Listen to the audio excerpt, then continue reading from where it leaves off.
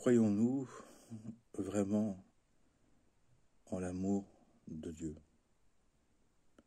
Avons-nous conscience à quel point notre Créateur nous aime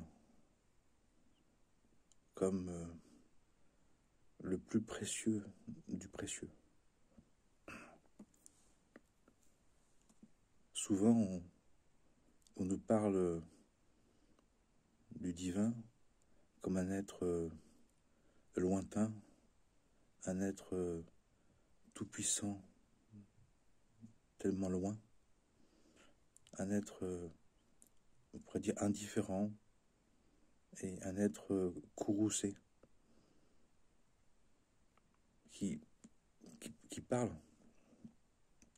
de ce qu'on appelait auparavant la sainte crainte, dans le sens non pas de la peur, mais de la révérence. D'être dans le respect profond, sincère de son Créateur, dans le remerciement, dans la gratitude d'avoir été créé. Mais il y a aussi l'autre part, la part de l'amour. Le divin nous aime profondément. Le divin attend de nous qu'on dialogue avec lui, qu'on ait envie de reconnaître nos erreurs, non pas pour craindre son jugement, mais pour revenir vers lui. Quelqu'un qui se repent, qui reconnaît son erreur et qui en tient compte et qui ne juge plus son prochain. Tu seras jugé comme tu juges. Si tu ne juges plus, tu ne seras pas jugé. Si tu demandes pardon, tu seras pardonné et tu pardonneras. À partir de là, on nous dit que nos erreurs, que nos fautes sont effacées, sont annulées, sont supprimées. Non pas un peu, non pas pour un temps, mais vraiment pour toujours.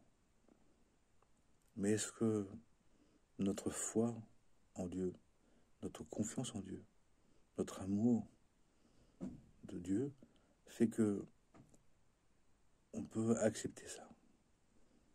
Et à vrai dire, peut-être que on ne l'accepte pas vraiment parce que ça nous demande à nous aussi de le faire avec notre prochain, puisque il y a un commandement une demande, un ordre divin d'aimer son prochain, comme on s'aime, de faire avec notre prochain ce qu'on attend pour nous. Donc peut-être que dans la crainte qu'on confond avec la peur, il y a le fait de dire au moins j'ai moins besoin d'aimer mon prochain, puisque j'ai fait l'erreur, j'aurai des conséquences, il a fait des erreurs, il aura des conséquences. Mais on nous dit que le divin n'attend pas ça, que le divin nous a créés pour passer de l'image à la ressemblance. Ça ne veut pas dire qu'on va être comme Dieu. On va pas avoir la folie de penser qu'on peut être comme lui, mais on peut s'inspirer de son fonctionnement. C'est logique qu'on ait une image, qu'on ait une référence pour devenir, une référence pour être meilleur. Et autant prendre ce qu'est Dieu. Justement, vous irez de l'image à la ressemblance. C'est-à-dire que nous pouvons nous diviniser, nous sanctifier en faisant à notre mesure ce que Dieu fait avec tous, de faire à notre mesure avec notre prochain, ce que Dieu fait avec tous. Bien sûr, sans comparaison. On n'est pas né de nous-mêmes, comme on dit. Dieu est né de lui-même. Il n'a pas de cause. Il n'a pas d'exister. Il n'a pas été créé, lui et elle. Nous sommes créés. Mais en tant que créature, eh bien, notre devenir, le projet de devenir, c'est de devenir à l'exemple, à l'image de, à l'inspiration d'un être divin. Quelqu'un qui est capable, quand quelqu'un reconnaît ses erreurs et qu'il en tient compte, d'aussitôt lui pardonner, de ne plus en tenir compte, de ne pas le fixer, de ne pas le bloquer, de ne pas lui attribuer définitivement ses erreurs. C'est difficile, mais c'est ce qu'on nous demande de faire. C'est ce qu'on nous demande d'être. C'est beau de quelqu'un qui en veut à quelqu'un d'autre, qui est capable de lui dire je décide, je souhaite, je veux ne pas tenir compte, t'en vouloir de ce que tu as fait. Parce que la personne le reconnaît. Parce que la personne accepte de se réformer. Parce que la personne nous montre, que nous propose, en nous demandant pardon, d'être pardonné, mais aussi d'être pardonné. De nous-mêmes demander pardon. Ça, c'est extraordinaire. Parce qu'on peut en vouloir aux êtres. On peut en vouloir inlassablement. Mais en même temps, on nous dit que on a tout choisi. Que c'était prévu. Jusqu'au moindre cheveu. Les lieux, les personnes, les situations, les conflits, tout a été choisi pour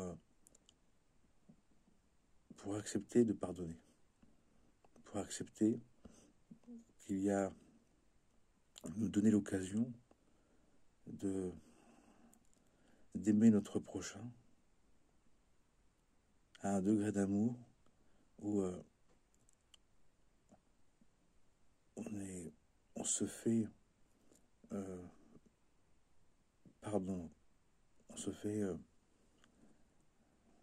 un aimant, quelqu'un qui aime, mais pas avec les critères, pas que avec les critères humains, mais avec des critères humano-divins, avec des critères d'un être divin. Et par intérêt spirituel, pour progresser, pour développer ce cœur droit, ce cœur spirituel, pour développer notre sainteté. Et on nous dit que après nos résistances, après nos jugements, après nos condamnations, après nos refus, on parviendra, on ira, que c'est le devenir. Et en particulier pour ceux qui ont choisi la voie unitive, la voie de la conscience universelle, ils y sont déjà. Et même les autres qui pour l'instant repoussent, refusent, jugent, condamnent, menacent, ils y viendront aussi. On pourrait dire, il y a celui qui sait qu'il faut qu'il pardonne parce qu'il demande pardon. Et quand on demande pardon, Dieu nous dit, si tu veux que je te pardonne, arrête de faire tes bêtises, mais surtout pardonne aux autres.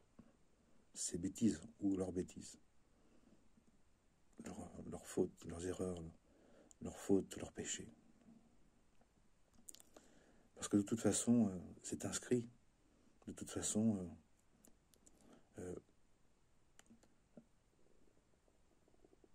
si ça a servi à aider quelqu'un à prendre conscience que Dieu existe, qu'il est providentiel, qu'il est présent, qu'il est agissant, qu'il est le maître du monde, et qui nous permet que ça nous permet justement de développer cet être d'en haut, cet être de nouveau à une dimension d'amour, à une dimension d'amour qui dépasse l'entendement, qui dépasse la compréhension, qui dépasse la mesure personnelle. Eh bien, ça vaut le coup par rapport à ça. Parce qu'à vrai dire, une fois qu'on a refusé, qu'on a bataillé, qu'on a repoussé, qu'on a médit, qu'on a accusé, qu'on a voulu se venger, ce qui est interdit, qu'on a voulu, qu'on a détesté, qu'on a eu la haine, avec le temps, on voit bien que c'est du poison tout ça. À la fois pour nous, de l'amertume, de la dépression, du mal-être, on dit que la colère, la haine déchire l'âme. Ça déchire l'âme. C'est terrible. Qui fait que après il y a des fissures, après il y a des mal-être, après il y a des malheurs, il y a des conséquences. Même si on peut comprendre que l'animal humain en nous veut régler ses comptes.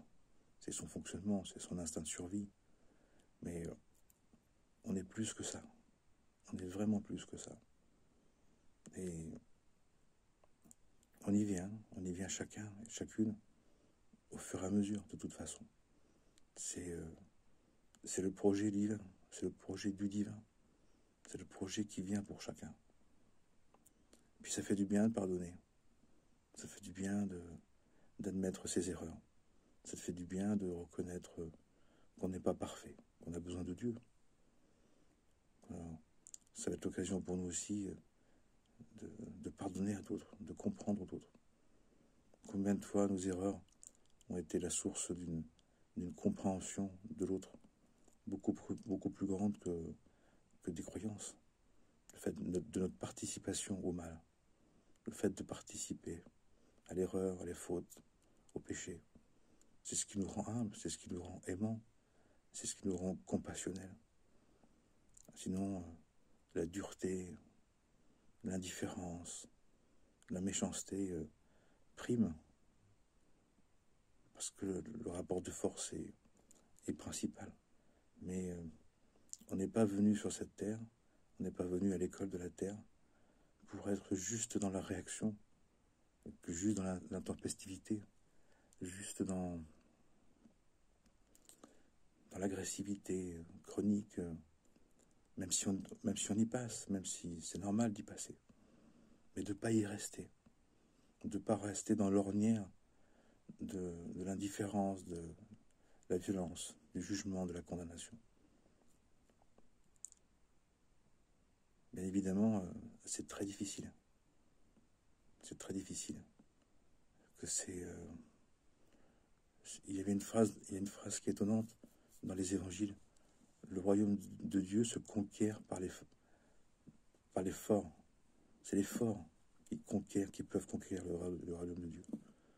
On nous dit là, entre autres, que quelqu'un qui demande pardon et qui pardonne, c'est quelqu'un de fort, quelqu'un de vaillant, et quelqu'un qui veut se venger, quelqu'un qui menace, qui veut tuer verbalement, physiquement, c'est quelqu'un qui est faible, homme de peu de foi, un insensé. On dit que c'est un insensé. C'est quelqu'un de vieillot, quelqu'un qui n'arrive pas à dépasser sa haine, qui n'arrive pas à engendrer un peu de compréhension, un peu d'amour, comme Dieu le fait avec nous.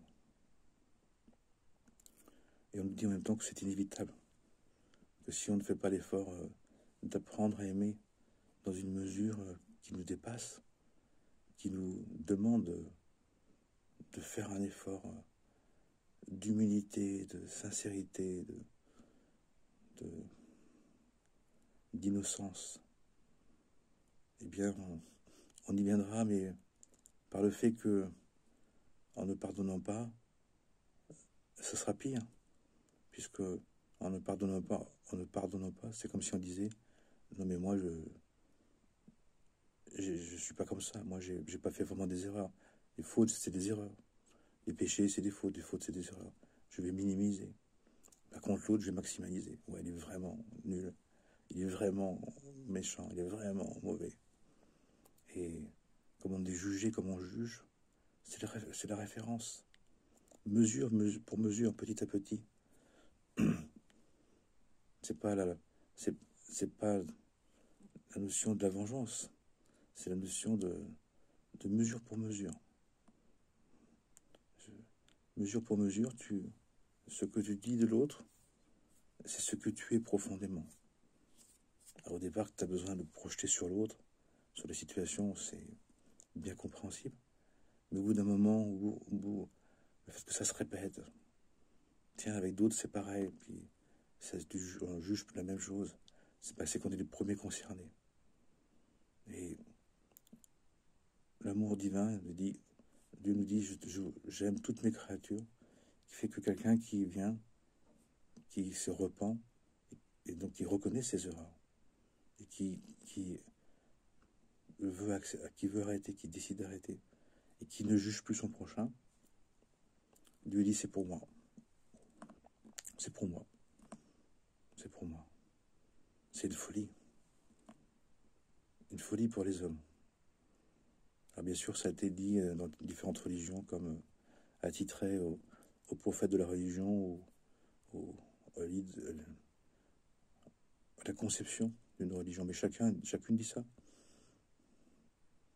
Que l'amour de Dieu, l'amour divin, qui comprend tout, qui accepte tout, qui pardonne tout, si on pardonne, si on arrête de faire nos erreurs, eh ben il prend en charge, il efface. On veut changer le monde, on veut guérir le monde, on veut participer à une transformation du monde. On ne veut pas laisser la haine de l'autre, la haine gratuite de l'autre, la vengeance, la menace être la version principale dans cette vie, la version générale. Pardonne. Demande pardon à Dieu. Seigneur, je te demande pardon. Je reconnais toutes mes erreurs. Je vais faire en sorte d'en tenir compte. Et je vais en tenir compte. Et je vais pardonner aux autres. Parce que d'un certain point de vue, on nous dit que si je ne demande pas pardon et si je ne pardonne pas, c'est parce que j'ai pas bien compris qui est Dieu. J'ai pas bien compris qui je suis, qui je ne suis pas. J'ai pas bien compris qui est l'autre. Je me suis pas bien évalué. J'ai pas bien évalué Dieu. J'ai pas bien compris comment Dieu fonctionnait. J'ai pas bien compris comment l'autre il est. J'ai pas vraiment tenu compte. Et c'est pour ça qu'on dit que l'ignorance est peut-être le seul péché véritable, le grand péché de tout. La grande erreur, on a mal ciblé. On a mal visé. En ne comprenant pas, en ne cherchant pas à comprendre. D'où aussi chercher le royaume, chercher à connaître le divin, à comprendre comment il fonctionne, chercher à comprendre comment on doit appliquer les enseignements, comment on doit comprendre les commandements, comment on doit développer cette éthique divine de la vie pour arriver à pardonner, à demander pardon, à reconnaître ses erreurs. Il n'y a pas plus de grandeur d'âme que de reconnaître ses erreurs et d'essayer de se corriger et de pardonner, de se donner, de faire mieux, de donner la possibilité à l'autre de faire mieux. Ça ne veut pas dire qu'on est dupe de soi-même et de l'autre. C'est-à-dire qu'on va tenir compte de l'autre. C'est-à-dire que l'amour du prochain, c'est aussi avec la vérité du prochain. Comment il est dans son être, sa constitution physique, son tempérament, son caractère, son projet d'âme, ce qu'il est, comme il peut être. D'en tenir compte pour l'aider vraiment, d'être concerné vraiment, de s'y intéresser vraiment, pour lui donner toutes les chances de s'améliorer, de tenir compte de ce qu'il est, de faire plus attention, de l'aider à faire plus attention. Dans tous les cas, est-ce qu'on sait ça? Est-ce qu'on sait que le projet du divin, c'est de nous apprendre à aimer, de nous apprendre à aimer, pas simplement apprécier, pas simplement se baser sur la sympathie ou l'antipathie que l'autre nous donne ou nous renvoie, mais de développer un amour qui est inhumain, qui n'est pas humain, mais qui était humano-divin. De diviniser notre humanité, de diviniser notre amour du prochain en un amour divin du prochain. C'est le grand projet spirituel de cette école de la Terre.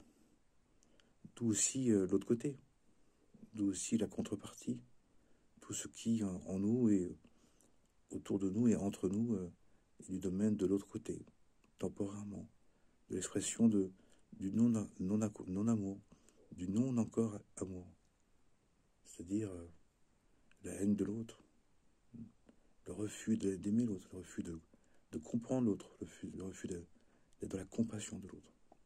Mais c'est temporaire, on dit que c'est temporaire. C'est comme un refus, c'est comme pour l'instant une appropriation, mais pour devenir inévitablement un véritable être divin, un être humano-divin, qui est capable d'aimer son prochain comme Dieu nous aime. Incroyable. Amen, Amana. Bonne nuit de veille pour Dieu, en Dieu et avec Dieu. Que la grâce de Dieu nous bénisse, nous unisse et nous aide à devenir ce que nous sommes vraiment, des êtres divins d'amour, de vérité et de justice, pour le bien de tous les êtres, pour le bien de toute l'humanité sans aucune exception. Amen, Amen.